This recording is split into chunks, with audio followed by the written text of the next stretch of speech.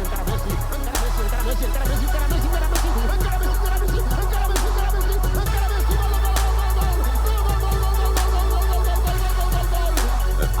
Football Show. Hello everybody and welcome to TOT&HAM, the weekly show from Planet FPL, where we discuss Spurs and West Ham in a little bit more detail normally. However, no football. And so this week we're going to do something a little bit different. I'm Suj, if you don't know. This is James. James is a Tottenham fan. I'm a West Ham fan. We both have no football. Having said that, we should be 2 days away or 3 days away from a derby. Yeah. And we're not. Yeah, it's a funny one. So we decided we're going to talk a little bit about this weekend without football. We can touch a little bit on your Leipzig game as much as you would want to. Not a lot. And then we can just talk a little bit more about the changes in the virus, what's going on with the virus and sports and all the rest of it for a little while, and see where we go from there. Let's start with Leipzig because it was a week ago now. Yes. Straightforward victory for them. Yes. I suppose I hoped that there would have been a little bit more fight from you guys. Yes. More than anything, I still went into that game thinking there was a chance. I mean, you watch your team more regularly, you know that football-wise they're bad. But I thought there was more of a chance because it's still 90 minutes, 11 against 11. But I didn't watch the game. I had SofaScore on alerts. 10 minutes in, goal scored by Leipzig. Great. Another 10 minutes in, goal scored by Leipzig. I was like, hang on. Then it got taken back. I was like, all right. At that point, I thought, you know what? Not watching the game, not knowing how the flow of the game is, maybe there's a chance. And a few minutes later, it was 2-0 and then 3-0 and then that's it. Lights out. So ultimately, over the two legs, 4-0 was about right. Yeah. Spurs were very good in the game for the first 3 minutes, I thought.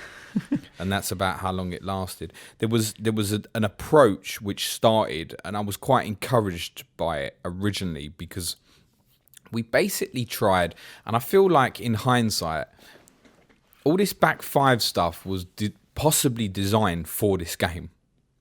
And the fact that he unbelievably stuck with it for the whole game again. But admittedly with fullbacks as opposed to five. Well, yeah, at least it was Sessegnon and Aurier as Yeah. the wing backs. I mean, the pair of them had... Sessegnon looks absolutely bereft of confidence, and Aurier had one of his Serge Aurier nights. He's actually not done too bad this season, but he had an Aurier at his worst night. But it was interesting that reflecting on the first leg, once the team had been picked, and looking at it, going, why has he done this again? And reflecting on this defensive 4-4-2 that he picked in the first leg, which was just completely dominated. Leipzig managed to find pockets between lines with no problem at all. And I think one of the reasons he'd been sticking with this back five was A, to prepare for this, and B, also to compensate for all the midfield problems that we've got at the moment, and an extra body sort of defensively to act as a shield in front of the goalkeeper. And we basically went in with a real high press to start with, which is not something we've seen much from Mourinho. I know we'd seen it a little bit at times in Manchester United, and obviously particularly in his Chelsea days, where sort of get high up at the pitch and get in people's face. There is a stigma with Mourinho that he's just will score first and then defend. And I feel like this was the tactic here. We obviously had to win the game on the night, and it was, we are going to go for this straight away. It was almost like a man-to-man press. The problem when you do man-to-man pressing and you're inferior is if you get isolated and beat in one-on-one situations, they're away from you. Yeah. And technically, they're so much better. And it can be so quick. 2-3 passes, you've taken out 3 players that have gone in on the press, bang, and you're in. And they're away. And once Leipzig had adapted to the fact that Tottenham were playing strategically completely different to how they'd set up in the first leg and got their ideas around what they wanted to do then, they destroyed us. Very comfortable. They're a good side, Leipzig. I don't think if or when the Champions League ever restarts, I don't think they would have the capacity to win the competition. But they're a very good football side. You look at teams like Ajax when they got to the semis and what have you. Some of the parts can equal or greater than the whole can be greater than that. I don't think they're as strong as the Ajax team we played. I wouldn't say. But a very good football side. Whoever they play, they'll give a game. But I wouldn't say they'd have the potential to win the competition. But then, who knows if that's in 2 months or 9 months, or if it happens at all. No one really As it knows. stands, this suspension's probably good for Spurs and bad for West Ham. You can get potentially a couple of players back in the likes of Kane and what have you.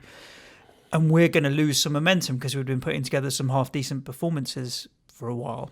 If I put my Spurs hat on, and I've already stated that for me this football season has to be completed no matter what, but the idea of a voided season could potentially be very good for Spurs in the Back in the Champions League. In the sense that, we might actually go back in. If they have to default on the previous season's results, there was a possibility that they would make the decisions in that way. And then from that perspective, to have had the season we have had and then be back in it, although completely unwarranted and undeserved, for the future of the football club and then trying to buy again in a transfer window would obviously be a massive plus. I don't feel particularly comfortable with that suggestion, though, as you know.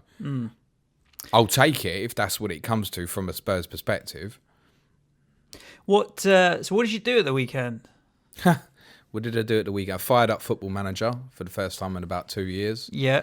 Restarted, for those who always kind of religiously listen, Ebbsfleet United, 10th in the Championship. Now 8th going into January, pushing for a playoff place. Yeah. It's 2022. It's from Football Manager 17. Yeah, spent time with the wife, the little one. I don't really know what else to do. I think the whole football shutdown thing hasn't really hit me yet because A, we're still doing this. B, and I was sort of streaming on Friday afternoon and that and interacting with people. And the immediate feeling was I wanted the games cancelled. When you and I recorded the final plan on Thursday evening, it was straight after Boris Johnson's press conference. Yep. Before we did that, I think you and I were both of the thinking it would probably be behind closed doors. Mm-hmm. So then to get told on Thursday night, right, that's it, football-wise, you're going. And then for me, it was... And 24 hours later, we're not going. Well, yeah, but then we recorded, and then I went home Thursday night, and because I hadn't... we did... Literally, it was press conference record, so I didn't really look through reaction to Twitter or anything. And my instinct then is, as I said on my stream Friday, like, I have an addiction with Spurs. There's no other real way to describe it. I have to go. Nothing is going to stop me going, and this wasn't going to stop me going.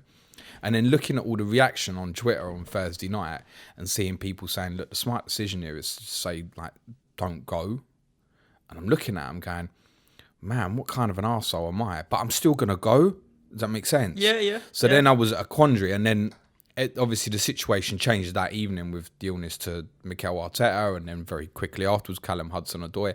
And I knew at that point, like, games were going to go. If not everything, there was at least going to be 4 or 5 games off. And at that point I got to, do you know what? Football needs to go, and it needs to go now.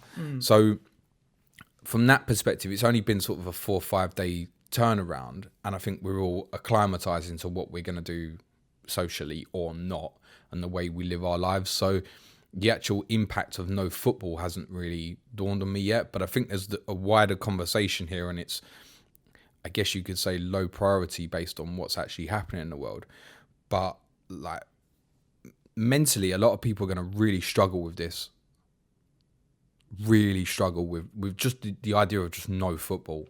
People are already struggling with no football but staying indoors and all the rest of it. See, ironically for me, I'm not bothered. Like, it hasn't affected me in any way, shape or form. I had a busy enough weekend anyway. My kids are a little older than yours, so they are more interactive. Like, yours is still toddling around. Mine needs stimulation of sorts.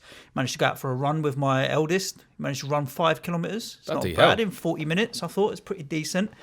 He was tired by the end of it. Poor little bugger. He was like, I'm never doing it again. But I managed to get out and about. I mowed the lawn on Sunday before it rained. Just bits and pieces we managed to get done. It was fine. It was all well and good. I suppose being a business owner, there's bigger things to worry about right now, which is the economy and what's going to happen with that. And where I was quite bullish last week on things will go on, I think they should just carry it. This lockdown situation is a concern. I don't think they should do it because I reckon a lot of businesses are going to suffer. We talked on the People's Poll a little bit about the lower league teams. Now is maybe a time to think about it. They can't survive without gate receipts. And the burger van man who goes and makes his money on a Saturday, all the little shops in and around the areas, they're all going to struggle. I think the majority of small businesses will have anywhere, I put on Twitter, 2 to 6 weeks of cash. I think at best 8 weeks. That's 2 months. This goes on for 2 months, no revenue coming in. many will go bust. They go bust, unemployment goes up. Unemployment goes up. We come out of this, we'll have saved lives. That's a good thing, but we'll be in a recession. And I think it's going to be a real issue for a lot of people coming out of it on the other side. That's more of a concern right now than really getting the football back on. But ironically, the solution to it might be get the football back on and get the economy moving, get people eating and what have you. I don't think anybody really wants the football back on, do they? I mean, everybody's obviously missing the routine of football, but nobody right now wants football to be played. Okay, so other than the fact we miss it. Love me or hate me for saying it, I think if you said to me, okay, there's the one thing that is stopping me not wanting a lockdown is that they said new numbers came out yesterday that they're saying up to 250,000 people could die from this. Up until now, the 35 or 40 odd deaths that we've had have almost all been people over the age of 65 and 70, all with underlying other health conditions in terms of lungs and what have you. So let's not, I don't think it's fair to jump to the conclusion that kids, healthy people like you and me are going to die from coronavirus. We get it. The likelihood is we're going to survive. It's older people, end of life type stuff that are going to suffer and die. No one wants anybody to die off the back of it.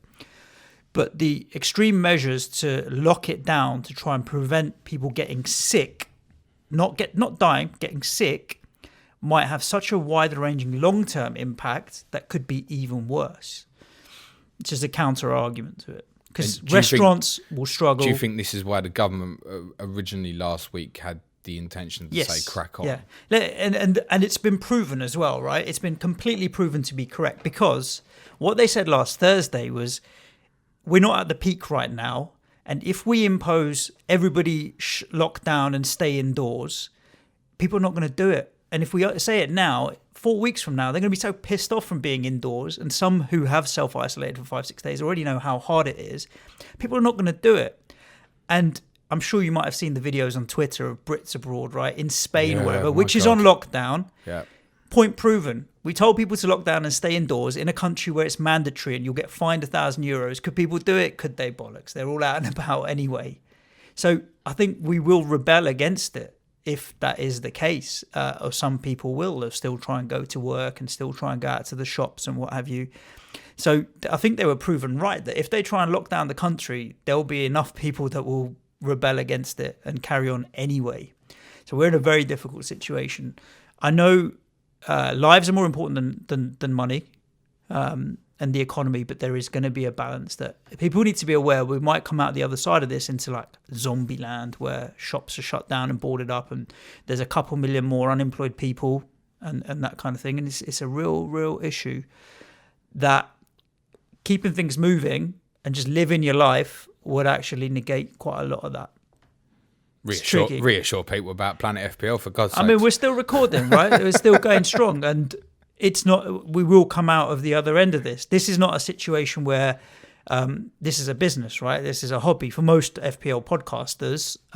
It's a hobby, so yeah, that goes on, right? But for now, one day we'll be millionaires off the back of this, James. Yeah, of course, standard, yeah. And I'm definitely going to buy a purple Rolls Royce a la David Gold and Sullivan, matching claret-coloured Rolls when that happens, no doubt.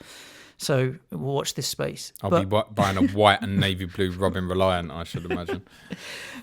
Is that what Daniel Levy drives? Is that why? Oh yeah, Daniel Levy's definitely got one of them. It's tricky, I think it'd be interesting to see if they can keep things moving right now. I don't find boredom an issue at the moment with football. I didn't log into Twitter that much. No, I think if I didn't have little Harry, who's 16 months old now, I would be struggling a lot more. Yeah, this context for me, right?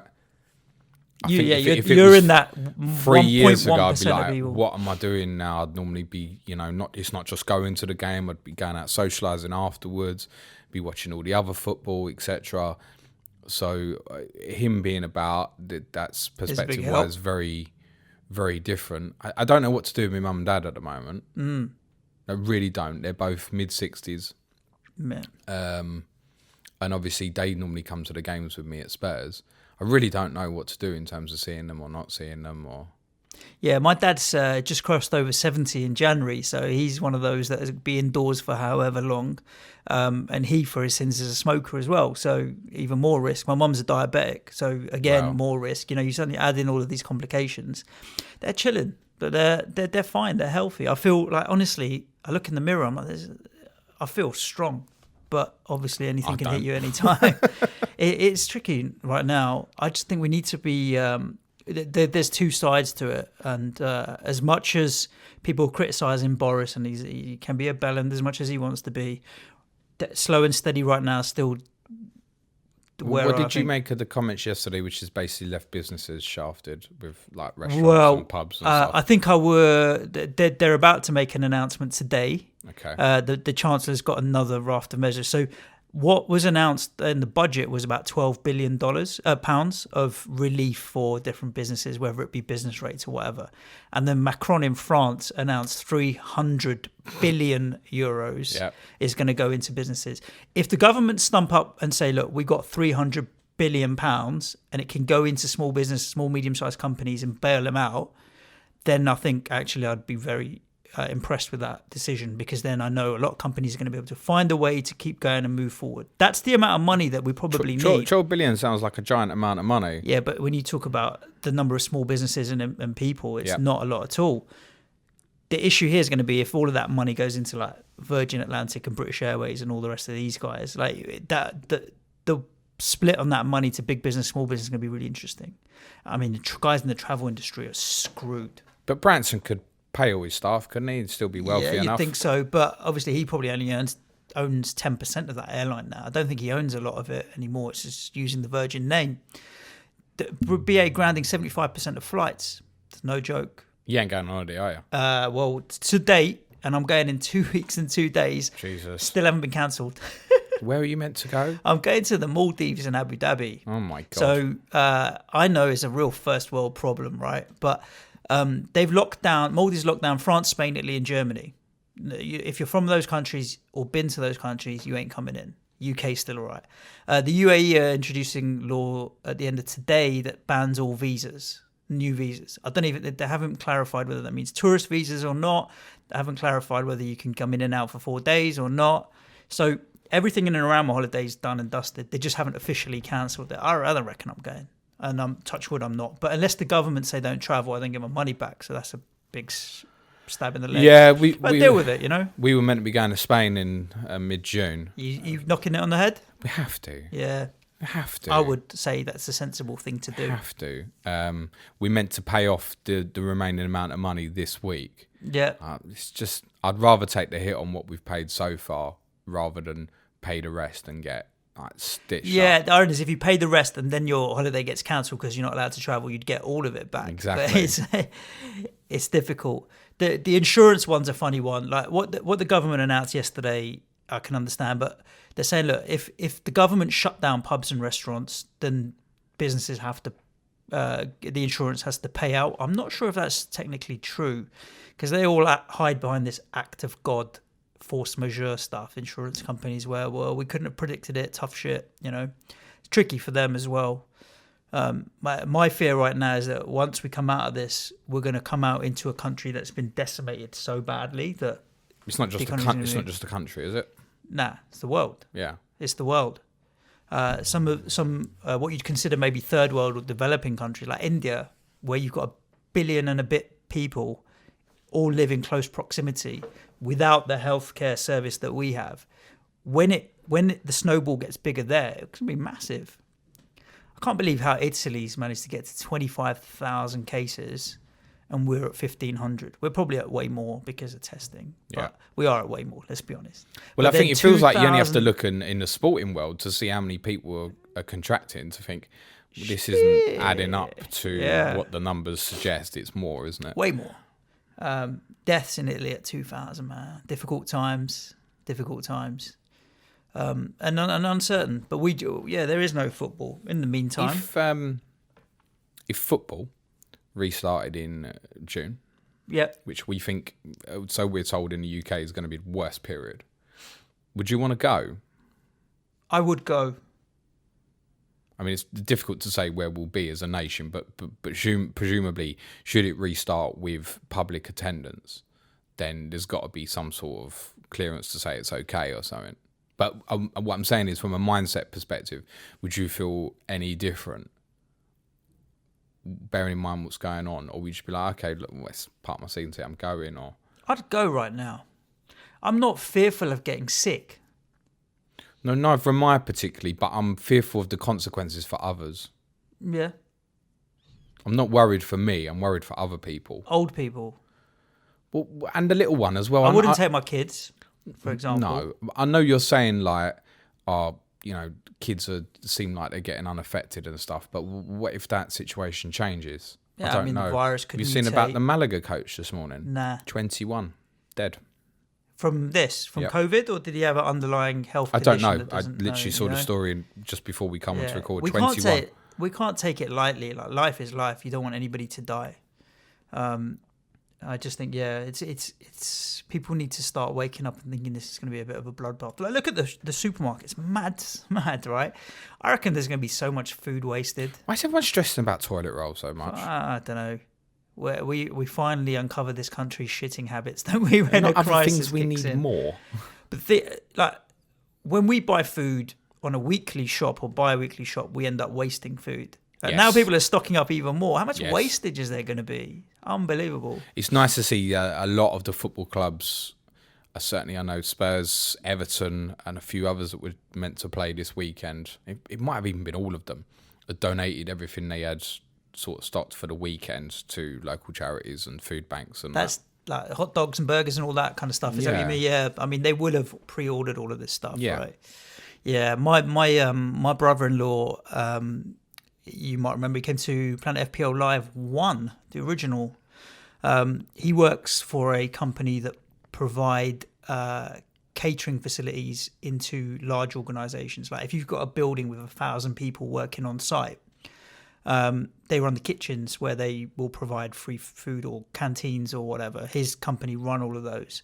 He's banned from going to, he manages 20 odd sites. He's banned from 3/4 of them. They're not allowing anyone on. And all the others, there's no cooked food. There's pre-packeted meals left on the shelf. So there's all of that food wastage as well that's going on. It's mad. Have you had anything from West Ham officially? No.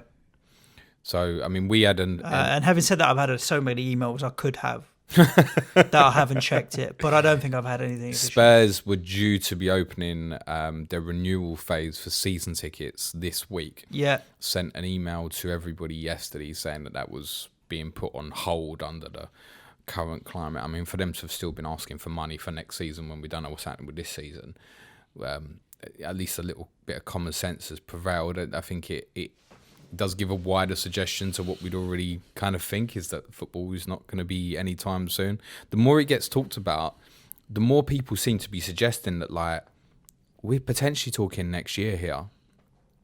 Is becoming a real possibility, that it's not even, let's void now, let's restart in August. Nobody really seems to know in August if that's going to be right or not. One of the suggestions, obviously, is that warm weather will help in terms of temperature, of climate, etc. But not everybody has their summer in our summer, right? No. And this is a global problem. Yeah, I'm just checking. I had no emails from West Ham. Okay. Maybe they don't care about you, mate. Yeah, it's difficult for they you don't care as well. about you, mate. Well, also, you don't know what league you're in next year, do you? No, that's true. Are you still looking for the season to be voided? A lot of people think you've said that because of West Ham. Oh, I couldn't care less about that. If we go down, we go down. We stay up, we stay up. It's because, and I didn't say I want the season to be voided. I feel like the longer it goes on, that's definitely, it's not a crazy option. If we don't get football, if we don't restart in time to finish this season, or we go too late into mixing the two seasons, I want one full season. If it's this one at the sacrifice of next, then so be it. And if it's next at the sacrifice of this, so be it. Well, if but we I want don't the most amount of games as well. If we don't start till February next year, we've got to finish this one, haven't we? Yeah, for exactly. example. That'd be straightforward enough. Do you think we'll get any conclusion this week? I think we know, obviously. So we've got two meetings happening, right? UEFA and. Well, we know the Euros today. are going to get moved somewhere. I think you might as well say it's 100% the Euros are not happening this summer. Yep. Do you think from that. Premier League are Thursday, so. But do you think from that we'll get any resolution? Because I think they can come up. It can even come up with a plan, bar saying this season is voided or this season is postponed indefinitely. Or No, it's too early. It's too early. It's only the middle of March. Remember, it feels like we've been living this for a lifetime. It's only the middle of March. In 2 weeks or 3 weeks, things could change, and then suddenly we're in April. We'll cram it all in. I think Euro's moving. Yeah, cool, done. Gives us every league the breathing room to finish their season and start the next into next summer. And that doesn't really affect people too much. But I don't think we'll get an announcement this week. I think we might get A or B options and plans.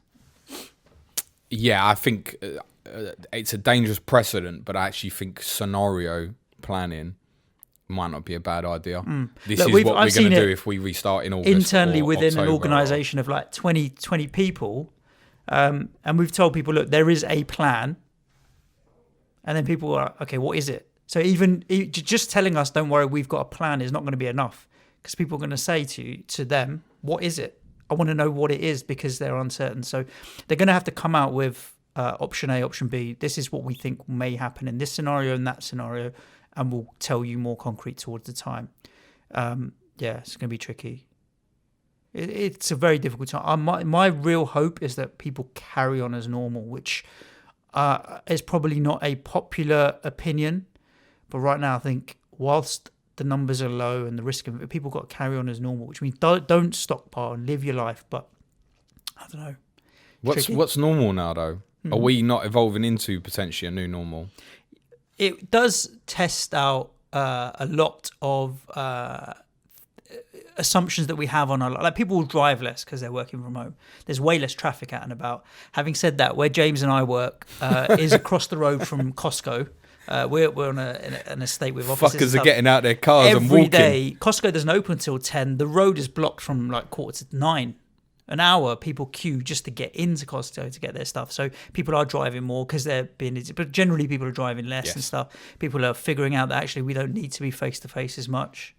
Is that a good thing or a bad thing? Who knows? I think you're looking at it from a business perspective, of economy perspective, yeah, and concern for your business and others, which is why normality is something that I can understand your perspective on that, in terms of wanting that to happen. I think for many other people, that's obviously not the case, and the advice is obviously don't go out if you need to, but then a lot of stuff can be done online, right? So if you take a lot of restaurants at the moment who perhaps don't offer a takeaway or delivery service, maybe that's something I need to start thinking about to survive. I don't know. Yeah, but then now I'm not going to order takeaways because I don't know who's in the kitchen cooking and coughing all over the food or not or what. I'd rather just cook it at home and get my ingredients packeted. I think you are right. What I don't want I don't want people to come out into the economy where we've got an extra million or couple of million unemployed, where you walk down the high streets knackered anywhere, where you get more boarded up shops, and that kind of thing, and we end up in a recession that's a real bad spiral. We need to counteract that with managing people's lives, which is obviously ultimate and most important. And going to an extreme of lockdown, I think it is unnecessary when the majority of people aren't going to get sick, and if they do get sick, will recover. To really lock it off could be even more detrimental long term. But that's the ongoing debate that we're going to have each and every day. Shit, there man. We go. So brutal. So we hope this wasn't depressing, but I'd be interested in everybody's thoughts. Jump in on the conversation, because I'm not right, the government's not right. We'll figure out a way to get through this. We're going to be back tomorrow with another episode. We're talking about Sky Fantasy Football and FPL for the last probably. Time. Probably. From my understanding from our friend Andy, Let's Talk FPL's video, this week's deadline carries on as normal. Which, for FPL? Yeah, I think we're making a transfer. So we have to make a transfer this week, don't we? So we'll talk about that on tomorrow's show. We've got Clash of the Correspondents on Thursday with our Bournemouth correspondent Neil, who obviously is in the relegation zone, so it'll be interesting to get his take on what to do with the season. And Bradley, our Wolves correspondent, who are fighting for Europe and in Europe, and what he thinks we'll do on the season. And then a live stream from James each and every Friday as well. And then hopefully on Friday we'll know what next week looks like. Indeed. It will go on. Even if one of us gets this shit, we'll do it over the internet. Exactly. That's the plan. Thanks for Are tuning in. we far enough away from each other? We are for now. I think so. Thanks for tuning in. Ciao for now. Cue music, man. Child. Stay safe, everyone. Be fucking nice to each other.